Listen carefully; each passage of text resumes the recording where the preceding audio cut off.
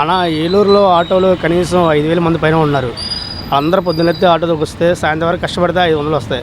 మా అయితే ఇంకో 100-200 కష్టపడితే ఆయిల్ కూడా ఇస్తుంటే సరిపోద్ది. సీఎం గారు ఆర్టీసీ వదులుతున్నారు కాబట్టి ఇంకా మేము మనిషి ఒక చెప్పేసిన రోడ్డు మీద అడుక్కుంటాం బెటర్. ఇంకా ఎందుకంటే ఇంట్లో ఇళ్ళ అద్దె కట్టుకోవాలి, పాలు బిల్లు కట్టుకోవాలి, ఇంట్లో ఏం తెచ్చుకున్నా సరే నిత్య అవసరం సరికి వచ్చుకుంటే డబ్బులే అవసరం. మన సంపాదన పిల్లల చదువు సరిపోవట్లేదు. ఇంకా తింటాకి ఏముంటుంది? ఇంకా ఈ ఉచిత ప్రయాణం వచ్చేసిన కానీ ఇంకా మాకు ముందుగా ఆడవాళ్ళు లేడీస్ ఉంటారు. ఎందుకంటే ఎక్కడ వెళ్ళినా చేసినా లేడీస్ కదా బయటకు వచ్చుకునేది. ఇప్పుడు ఆడవాళ్ళకే బస్సు వెళ్ళిపోతాయి, ఇంకా మగవాళ్ళు ఎవరు ఎక్కుతారు? ప్రతి మగవాళ్ళు బైక్ ఈ రోజుల్లో బైక్ ఉంది, అందరూ బైక్ వెళ్ళిపోతారు. ఇంకా మా ఆటో ఎక్కేది ఎవరు ఉండరు. ఈ గవర్నమెంట్ అది కూడా ఫ్రీగా వస్తే ఇంకా మాలాంటి వాళ్ళందరూ రోడ్డు మీద అడుక్కోవడం తప్ప వేరే మార్గం లేదు. ఎందుకంటే కనీసం 25-30 సంవత్సరాల నుంచి ఇదే ప్రయాణం చేస్తున్నాం. బయటికి వెళ్ళి వేరే పని చేయలేము. ఇంకా ముందుకెళ్తూ పోయా, వెనకెళ్తూ నువ్వా. మాకు ఇంకా దారి తప్ప రెండు దారి లేదు. లేదంటే చెట్టుకు ఊరేసి చచ్చిపోవడం తప్ప. ఎందుకంటే సంవత్సరానికి ఎదలేము, పిల్లల్ని చదివించలేము, మధ్యలో ఆపలేము, చదువులు మధ్యలో ఆగిపోతాయి, ఏం చేయలేము మాకు. అందుకని ఏమైనా గవర్నమెంట్ మా మీద దయ చూపించి ఆటోల మీద ఏమైనా ఆపితే బెటర్ అని మేము అనుకుంటున్నాం చాలామంది. అదొకటి ఇప్పుడు ఈ మధ్య బైక్ను ఆటోను ఈ ర్యాపిడ్ బైక్ వచ్చినాయి. అవి ఇచ్చిన నుంచి ఇంకా బాగా మాకు కాంబినేషన్ పెరిగిపోయి వాళ్ళు తక్కువ రేటుకి 10 రూపాయలు తక్కువ లేదా 20 రూపాయలు తక్కువ వాళ్ళు బుక్ చేసి వెళ్ళిపోతున్నారు దిగాలు. కానీ ఈ గవర్నమెంట్ ఈ ఉచిత బస్సు పెడతాం మాటికి మాకైతే కొంచెం గందరగోళంగా ఉందండి. ఇప్పుడు చేసేది న్యాయం కదండి, అన్యాయం కదండి చేసేది. ఇప్పుడు చేసేది న్యాయం అయితే సీఎం గారు న్యాయం చేస్తున్నారా, మన ఆటోలో ఆదుకుంటున్నారా అని అనుకోవచ్చు. ఇంతవరకు మా ఆటో డ్రైవర్లు చేసింది లేదు, ఆయన వేసింది లేదు. ఇప్పుడు ఉచిత బస్సు పెట్టేప్పటికీ మాకు చేసింది అన్యాయం కదా, న్యాయం కాదు కదా. అందుకని ఆయన మా మీద ఆలోచించాలని మేము కోరుకుంటున్నాం. ఇది పెట్టి ఈ కార్యక్రమం పెడితే చాలామంది ఎంత మోసపోతున్నారు. ఏలూరులోనే 5,000 మంది అంటే బయట వాళ్ళు ఇంకెంతమంది ఉంటారు ఒకసారి ఆలోచన. ఆ రాష్ట్రంలో ఎంతమంది అయిపోతారు ఇంటి కొంచెం ఆలోచిస్తే ఆయన బాగుంటుంది. ఇప్పుడు ఆయన ప్యాసింజర్ ఎక్స్ప్రెస్ నాన్ స్టాప్ ఎన్ని పెడతా అంటున్నారు ఫ్రీగా. ఎన్ని పెడితే జనాభా అంతా మొత్తం ఏమైపోతుంది. మాకైతే లేచిన నుంచి మాకు ఇదే పని.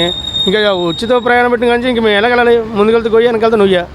కాకపోతే కొంచెం ఇబ్బంది అండి మాకు ఆటో వాళ్ళకి. బాగా ఫ్యామిలీ మెయింటైన్ చేయాలంటే కష్టం. పిల్లలు స్కూలు కాలేజీలు ఫీజులు కట్టాలన్నా కష్టంగానే ఉంది. ఇస్తున్నారు కానీ అమౌంట్ ఇచ్చినంత బాగానే ఇచ్చామని చెప్పి మేము కాలేజీ పిల్లలు చదివించుకోలేము కదా. అదే 5,000 ఇవ్వనా 10,000 ఇవ్వనా దాని విషయం మాకు రాదు కదా, గట్టదు. ఫ్యామిలీ మెయింటైన్ చేయాలని చాలా ఇబ్బంది. ఈ ఏలూరులో ఇదివరకు అయితే రోడ్లు బాగుండే కదా, రోడ్లు పోసారు పర్వాలేదు, రోడ్లు గుడ్లు బాగానే పోసారు. కానీ కాకపోతే వాలాలు ఎక్కువైపోయినాయి, బాగా ర్యాపిడ్ బాగా ఎక్కువైపోయినాయి. కిరాయిలు ఉంట్లా ఫ్యామిలీ మెయింటైన్ చేయాలంటే చాలా ఇబ్బందిగా ఉంటుంది.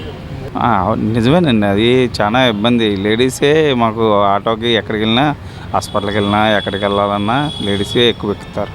మా బాయ్స్ మగవాళ్ళు ఎక్కువ 100 మందిలో ఒక 5-6 ఎక్కుతారు మగవాళ్ళు. అందరూ ఆడవాళ్ళు ఎక్కుతారు. ఎక్కడికి వెళ్ళాలన్నా, బజార్ వెళ్ళాలన్నా, ఎక్కడికి వెళ్ళాలన్నా ఎక్కుతారు. అవునండి, కరెక్ట్ అండి. ఇప్పుడు ఈఎంఐ కట్టకపోతే 1 నెల చూస్తున్నారు, 2వ నెలలు లాక్కెళ్ళిపోతున్నారు. మేము 50,000 వచ్చినాయి, 70,000 పెట్టిన అప్పో చెప్పేసి బండి తెచ్చుకుంటున్నాం. ఇప్పుడు కట్టబోయామంటే ఏ బ్యాంక్ వాళ్ళైనా సరే ఆగుతలేదు కదా, ఫైనాన్స్ వాళ్ళు ఆగుతలా, బండి తీసుకెళ్ళిపోతారు. ఫ్యామిలీ అంతా రోడ్డు మీద పట్టాలి.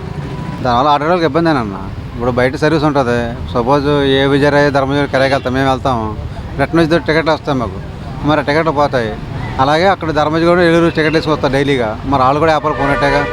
మరి దానివల్ల ఆటో చాలా ఇబ్బంది అన్న, చాలా ప్రాబ్లమే. మాకైతే కొంచెం బాధాకరంగా ఉంది. ఎందుకంటే వచ్చే రాబడి పోయినట్టేగా మాకు.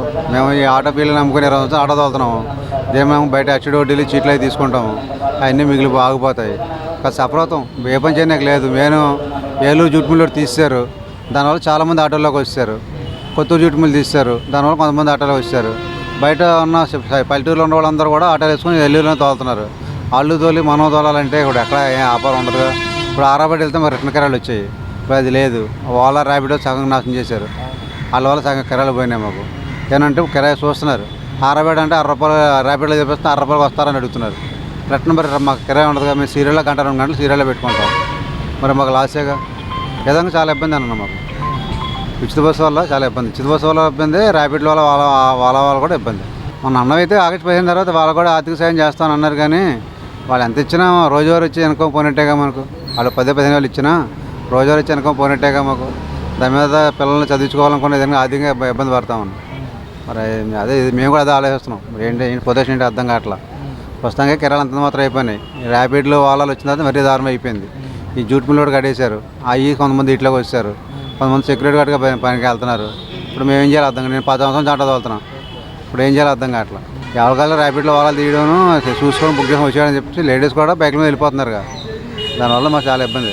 ఆయన 10,000 వేసిన మాట వస్తాం, అప్పుడులో ఈ ఉచిత బస్సులో మాకు ఫ్రీగానే ఉండేది.